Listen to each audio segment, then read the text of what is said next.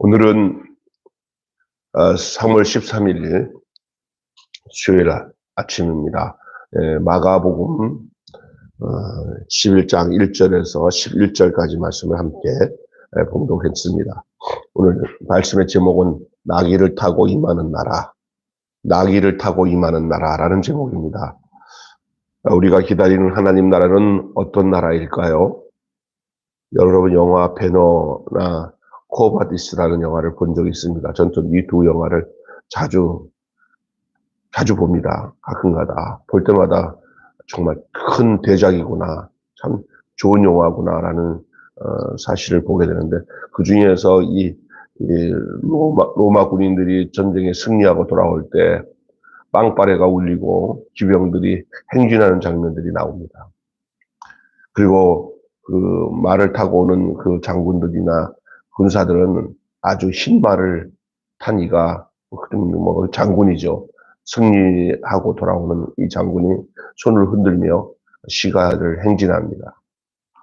많은 군중들이 소리 지르면서 환영을 하고 승리를 축하합니다.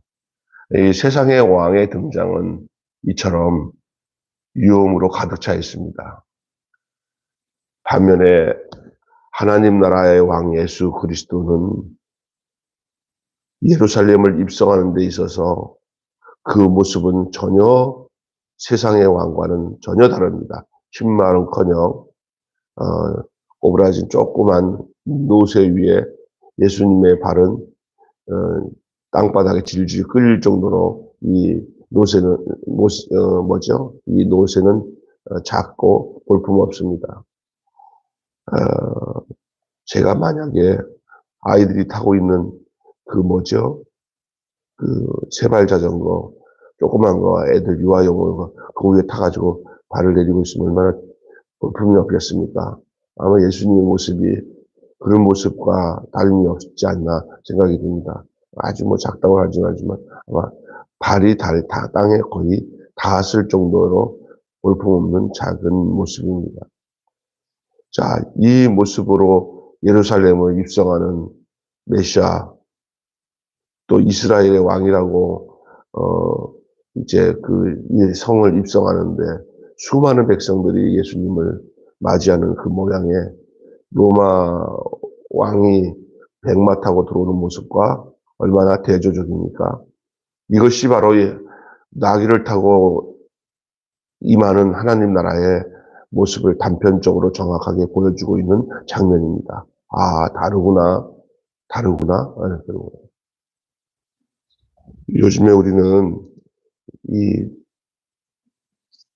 세상에 쩌들려 양육강시에 막 쩌들려 있는 정치나 경제나 문화나 우리 사회 속의 모습에 지금 현실의 사람들과 좀 다른 모습으로 백성들에게 다가가고, 그리고 겸손함으로 다가가는 사람이 있을 때 바보가 아닌 이상 이 사람 다르구나 라고 느끼는 게 있을 수 있습니다. 우리가 찾는 하나님의 나라는 이 세상의 개념으로 찾는 나라가 아닙니다. 오늘 예수님이 예루살렘 성에 입성하는 모습을 통해서 하나님의 나라는 어떻게 임하는지를 세 가지만 말씀드리고 기도하는 시간을 갖겠습니다. 첫째로 순종을 통해서 예비되는 나라가 나귀를 타고 임하는 나라의 모습입니다. 뭐를 통해서 예비하는 나라라고요? 순종을 통해서. 예루살렘에 가까이 이르렀을 자 두 제자들을 보내가지고 아직 아무도 타보지 않은 나귀 새끼를 준비하도록 하십니다. 이 본문의 이야기를 통해서 여러 가지 학설이 있고 여러 가지 내용이 있지만, 저는 성경에 보면은 이미 예수님이 나귀를 타고 오실 것을 예언한 내용이 있어요. 아침에 그거 다 찾지 못하면.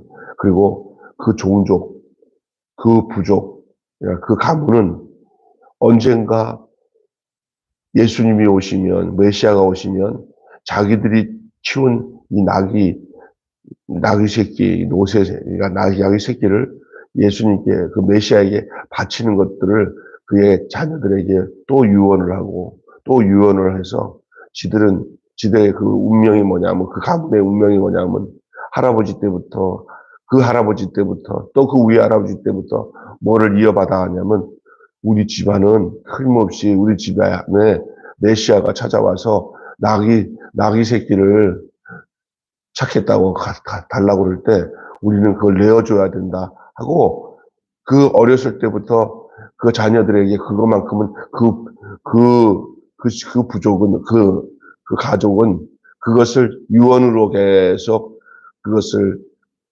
준비하고 있었던 가족이 있어요. 성경을 내가 나중에 알려드릴게요. 그 가족이 있는데 우리 예수님은 그걸 다 알고 계셨어요. 그러니까 너희가 거기 가서 벳박이죠. 거기 가서 나귀 새끼를 가져오라 제자들이 불렀을 때 그거 성취한 거예요. 그 예언을. 그러니까 그들이 아마 놀랐을지도 모르겠어요. 진짜 우리 할아버지 또 할아버지 그 조상들이 우리 메시아가 오면은 이 나귀 새끼 달라고 그럴 때 우리가 준비해야 되는데 하고 그냥 내어준 거예요. 여기서 뭐 하려고 그러냐고 그랬더니 이래서 우리 선생님이 쓰겠다 그러니까 이 사람들이 이걸 내어주면서 속을 어떠냐면 막 소리치면서 막 기뻐했을까? 아니면 그 마음에 막 벅찬 감격이 있었을까? 어떤 자유신학자들은 예수님이 먼저 들어가다가 돈 좀 있어가지고 미리 거기다가 나귀 새끼 살 거라고 예약을 했다는 거예요. 어떻게든지 막 이런 식으로 꼬마치는 사람들이 있는데 그건 아니에요. 우리 예수님의 모든 이루심은 다 예언의 성취인 줄로 믿습니다. 예언의 성취예요. 그래서 주가 쓰시겠다 하니까 들려준 거예요. 근데 성경 본문에는 그 나귀 새끼를 준비한 사람들이 누구고 어떻게 해서 그 나귀 새끼를 준비하게 되고 이런 것들에 대한 구체적인 얘기는 안 하지만 이것은 이전에 벌써 하나님 나라를 준비하기 위하여 메시아를 준비하기 위해서 하나님이 예전부터 한 가문을 택해서 그 가문의 그 사명은 나귀를 키웠다가 주인이 와서 달라고 그럴 때 내어줘야 된다라는 사실이 성경 구약에 기록된 것처럼 그것이 성취되는 과정이었던 것을 여러분 기억하셔야 됩니다.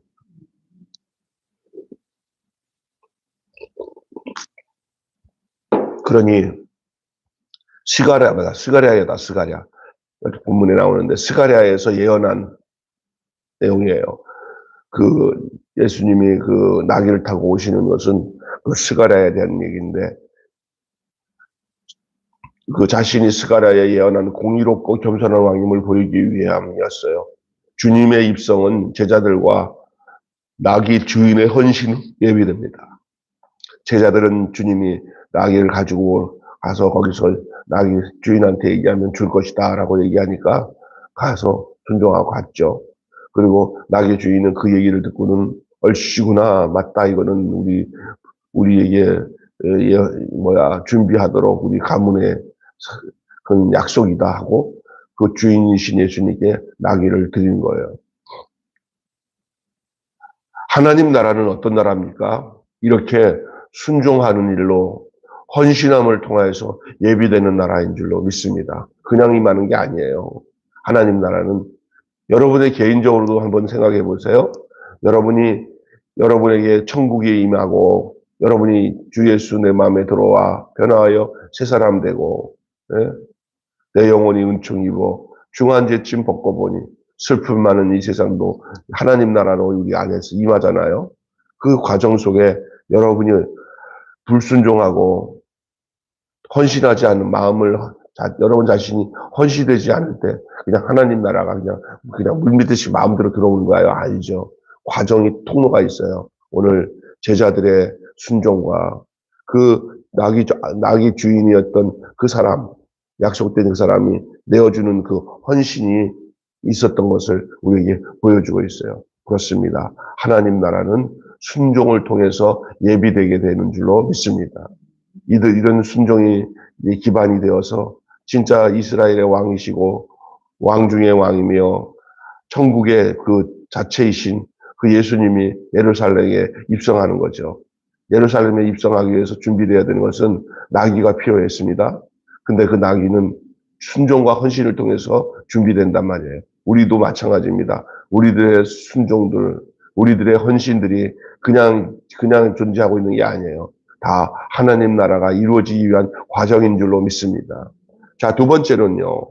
겸손과 평화로 임하는 나라가 나귀를 타고 임하시는 나라예요. 겸손. 나귀의 특징이 뭡니까? 전쟁을 위한 말이 아니잖아요, 나귀는. 그러니까 짐을 싣고 다니면서 그냥 어디든지 그 여행객이 너무 힘들 때 거기다가 짐 보따리 다 올려놓고 심지어 나귀 위에 타는 사람이 없어요. 짐을 잘 꾸리기 위해서 나귀 위에다가 더 많은 짐을 지우고 거기다가 나귀 옆에서 그 끈을 묶은 그 목에 있는 멍에 끈을 끌고 그냥 걸어가는 게 태반이에요. 나귀 위에 탄다는 건 참 우스꽝스러운 모습이에요. 나귀는 힘이 세요. 조그마지만. 그냥 짐을 부리고 다니기에 좋은 리아카 같은 역할을 하는 것이 나귀의 모습인데 그 위에 올라타는 것은 정말 좀 세상 말로 볼장사나운 모습일 수도 있어요. 그러나 그 나귀 위에 올라탄다는 얘기가 뭡니까?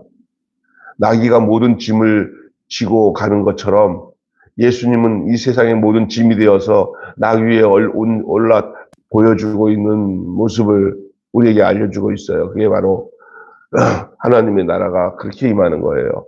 주께서 나귀를 타시잖아요. 그러니까 무리들이 어떻게 합니까? 겉옷을 깔아서 또 나뭇가지를 꺾어가지고 길에 펴가지고 그 왕의 행진을 그냥 순간적으로 만듭니다. 순간적으로. 당장에 융단포 같은 걸 쫙 깔아놓고 그 위에 레드 카펫을 깔고 그 위에 걸어오는 게 아니라 저들이 가지고 있는 옷들을 겉옷을 벗어서 계속 길을 만들어요. 수많은 백성들이 있으니까 하나씩 벗으면 얼마나 많겠어요. 그걸 벗고 또 그것을 준비 안 된 사람은 막 옆에 있는 그 종려나무 가지를 꺾어가지고 예수님이 그 말이 지나가는 그 행로에 쫙 깔아서 왕으로 오시는 그 메시아를 받아들입니다. 세상의 왕의 등장에서 비교해 보면은 너무 초라한 예루살렘의 성의 입성이에요. 세상의 왕은 그렇지 않죠. 막 엄청나죠. 화려하게. 그러나 예수님의 왕으로서 메시아로서의 입성은 정말 초라하기 그지없어요. 이는 그 나라가 겸손과 평화로 임하는 나라임을 보여주고 있는 거예요. 세상 나라가 권력과 힘으로 영광을 구하고 있다면은 주님의 나라는 낮아짐과 섬김과 희생으로 세워지는 나라임을 보여주고 있는 내용입니다. 여러분, 나귀를 타고 오시는 하나님의 나라는 겸손과 평화로 임하는 나라입니다. 아까 전에 먼저는 순종을 통해서 예비한 나라잖아요. 마지막 세 번째로는 찬송 중에 기다리는 나라예요. 그 나귀를 타고 이제 겉옷을 깔고 이 나귀로 행진하잖아요. 참 초라한 모습이에요. 근데 세상과는 전혀 달라요. 반대요. 세상은 굴림의 상징이지만 흰말을 타고 오는 그 광경은 굴림의 상징이라고 한다면 나귀를 타고 행진하는 모습은 섬김의 상징입니다. 섬김의 상징이에요. 그래서 그거 타고 가는 거예요. 그게 하나님의 나라예요. 근데 이거는 오늘 우리가 구하는 하나님 나라는 어떤 나라예요? 이 세상에서 잘 돼야지. 출세해야지. 세상에서 머리가 돼야 돼. 세상 사람들을 굴림시켜야 돼. 그게 흰말로 오는 굴림과 행진이라고 한다면 우리 예수님처럼 오는 하나님의 나라는 어떤 나라예요? 섬기고와 낮아짐으로 희생으로 임하는 나라라는 사실을 알아야 됩니다. 자, 그리고 그 이후에 어떤 일이 생겼냐. 이제 말 타고 올라오는데 수많은 따라오는 군중들이 이제 찬송을 부르며 뒤따릅니다. 사람들은 압제와 가난 속에 구원의 열망을 담은 호산나를 부르며 따릅니다. 주의 구원은 이스라엘의 회복만이 아닌 온 세상의 죄로부터 건지시는 구원입니다. 우리가 지금 이 시간에도 변함없이 그 당시에 예루살렘에 입성하신 그 예수님을 향하여 저들이 알고 있는지 모르고 있는지 모르지만 하여간 그분을 왕으로 모셨던 그 당시에 많은 수많은 무리들이 찬양하며 호산나 했던 그 호산나의 찬양을 오늘도 우리가 불러야 할 구원의 노래인 줄로 믿습니다.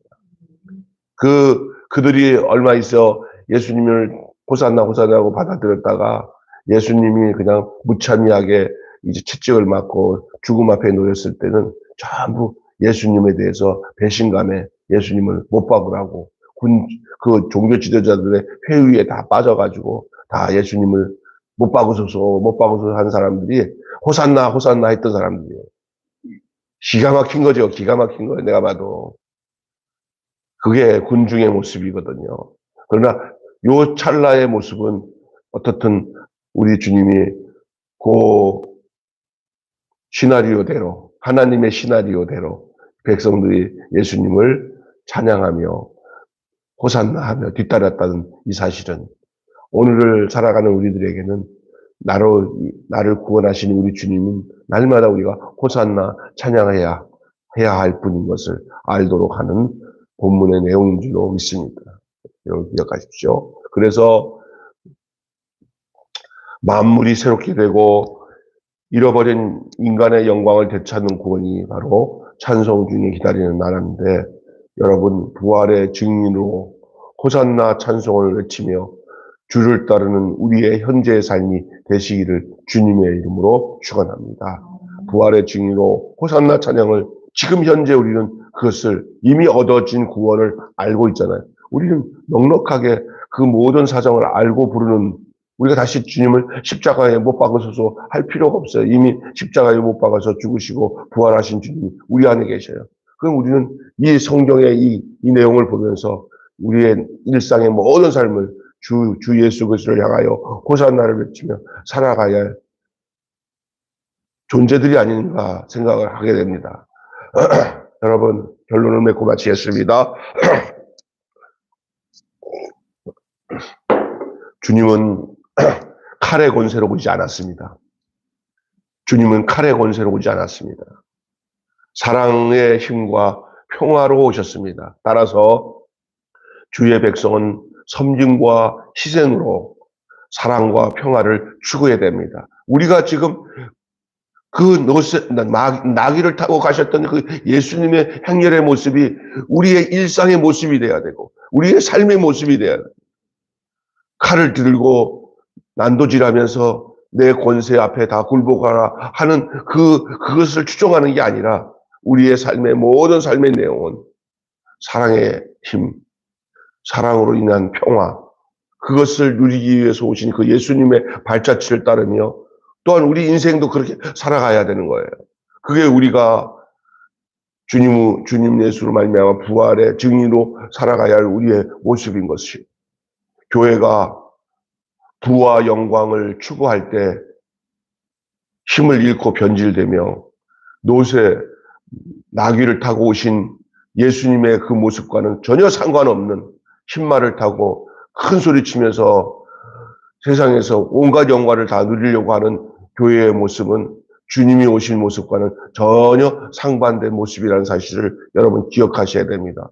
화려하게 지어진 건물에 세상에서 볼 수 없을 정도로 찬란한 모든 가구와 그런 것들.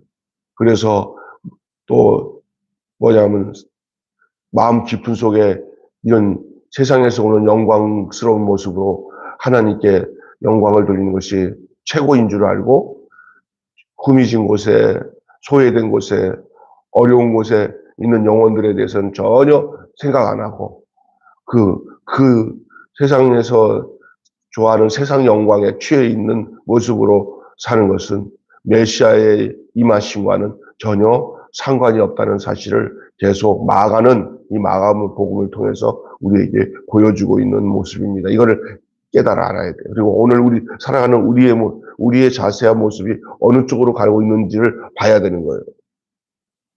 보이는 영광으로 그 나라를 치안하고자 하는 유혹을 버리고 겸손히 나귀를 타고 임하신 주님을 깊이 기억하는 이런 사순절 기간이 되시기를 주님의 이름으로 축원합니다. 여러분은 어느 사람들의 당신은 이 세상에서 예수 믿고 사는 목적이 뭡니까? 부자 돼서 잘 살아서 어디 가서 좀 예수 믿고 잘 살아서 이게 출세했다는 것이 중요하지 않습니다. 중요하지 않겠습니까? 예수님이 이 땅에 오신 목적과는 전혀 상관이 없는 모습일 수도 있어요. 진짜 잘 사는 게 뭡니까? 정말 주님 뜻대로 사는 게 뭡니까? 오늘 나귀를 타고 임하는 이 나라, 그 나라는 순종을 통해서 예비된 나라고 겸손과 평화로 임하는 나라고 찬송 중에 기다리는 나라입니다. 우리 예수님은 칼의 권세로 오지 않고 순종에 겸손함에 헌신, 사랑, 이 평화의 모습, 나귀의 모습을 타고 오셨다는 사실을 여러분 더 깊이 생각하고 그것이 나와 무슨 상관이냐? 상관이 있습니다.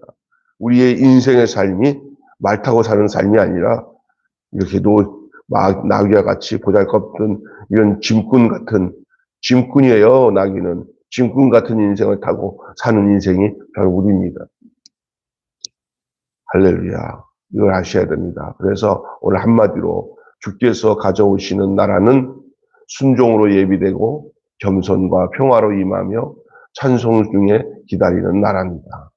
이미 이제 우리 주님은 우리를 위해서 이 모습으로 오셨다가 십자가에서 죽으시고 부활하셔서 우리의 삶이 예수와 죽고 예수와 살아 우리는 부활의 증인으로 삽니다. 그러나 우리의 일생의 모든 삶은 나귀를 타신 우리 주님처럼 살아야 됩니다.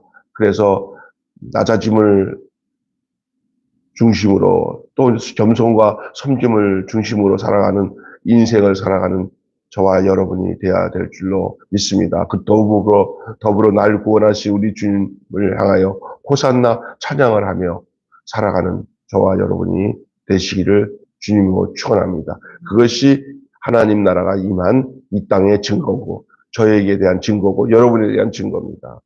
나귀를 타고 임하는 것은 그냥 보기 좋은 퍼포먼스가 아닙니다. 실제 우리의 삶에 그 모습이 있어야 돼요. 기도하겠습니다. 하나님 아버지, 우리 주님이 오신 그 오심의 목적이 세상의 어떤 칼의 권세를 가지고 임하는 메시아의 모습이 아니라 나귀에 올라타셔서 겸손히 임하신 그 주님의 모습이 이 땅에서 예수 뒤를 쫓아 당신의 나라를 이루어야 될 그 모습을 적나라하게 보여주고 있는 내용인 줄로 믿습니다. 오늘 우리는 어떤 것을 추구하고 사는지를 돌아보며 예수 그리스도로 인하여서 구원받아 그의 인생이 되어져서 예수의 인생이 되어져서 그 뒤를 따르는 우리들도 주님처럼 화려하지 않아도 정결하게 사는 것, 그것이 진정한 행복인 줄 알고 살 수 있는 저희들 되게 하여 주시고 예수님이 오신 그 행렬의 모습 속에서 우리에게 주고자 하는 우리 인생에게 하나님께서 요구하시고 너희도 그렇게 살아야 되는 그 의미들을 저희들이 허투루 보지 않게 하시고 오늘 하루 정말 묵묵히 그 나라의 영광을 나귀를 타고 오신 주님을 통하여 볼 수 있는 저희들 되게 하여 주시옵소서. 많은 세상의 사람들은 특별히 또 주님을 믿는다고 따르면서 정확하게 주님의 임하심의 뜻을 모르는 사람들은 칼의 권세와 세상의 권력을 추구하고 세상 영광을 또 바라볼 수밖에 없는 모습을 우리는 주변에서 많이 봅니다. 우리는 그들과 같지 않음에 인하여 이상하게 여기지 말고 그들과 다름으로 인하여서 우리가 분명하게 주님이 걸으셨던 그 십자가의 길을 걷고 있고 나귀를 타고 가셨던 그 길을 우리도 가고 있다는 사실들을 확인할 수 있는 해안이 그 영적인 눈이 우리 안에서 우리 자신을 보는 눈이 열려지게 하여 주시옵소서. 그래서 가장 어렵고 헐벗고 힘든 자들에게 손을 펴서 사랑으로 이끌으셨던 주님이 바로 우리가 살아야 할 모습인 것을 알고 살아갈 수 있는, 당연하게 여기고 살아갈 수 있는 그런 축복이 있을 때 하나님 나라가 이 땅에 임하고 있는 증거가 되는 줄로 믿습니다. 오늘 하나님 나라는 그런데 여기 있다 저기 있다 어떤 내 심령 안에 있는 것도 중요하지만 우리의 삶의 내용과 중심에 내가 이렇게 살아야 되는 것이 마땅하군요 하고 살아가는 곳에 하나님 나라가 임하는 줄로 믿습니다. 하나님 아버지, 좀 힘들어도 성령님이 우리에게 그 모든 일을 하도록 역사하기 때문에 인간적으로 할 수 있는 일이 아니라 성령 충만함으로 할 수 있는, 그리고 나타날 수 있는 하나님의 나라인 것을 기대하고 날마다 내게 찾아오시는 성령님을 환영하고 인정하고 모시고 순종하고 따르는 저희들 되게 하여 주시고, 성경 말씀을 자기적으로 나 중심으로 성경 말씀을 해석하지 않게 하시고 진정한 하나님이 예수님이 오신 모습 속에서 내가 살아가야 될 모습에 대하여 순종하고 따르는, 예비하고 따르는 저희들 되게 하여 주시옵소서.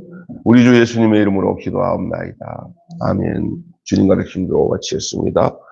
하늘에 계신 우리 아버지의 이름을 아버지의 뜻이 하늘에서와 같이 땅에서도 이루어지게 하소서. 우리에게 일용할 양식을 주옵시고 우리가 우리에게 잘못한 사람을 용서하여 준 것 같이 우리 죄를 용서하여 주옵시고 우리를 시험에 빠지지 않게 하시고 악에서 구하소서. 나라와 권세와 영광이 영원히 아버지의 것입니다.